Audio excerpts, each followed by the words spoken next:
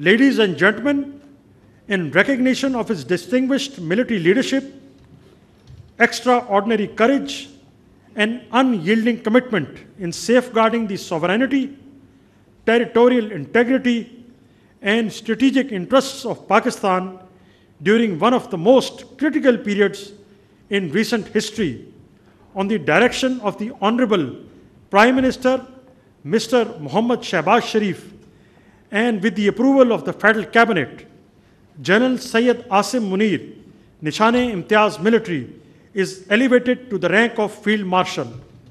I now request the President of the Islamic Republic of Pakistan and the Prime Minister to kindly proceed with the investiture and confer the baton of Field Marshal upon Field Marshal Syed Asim Munir,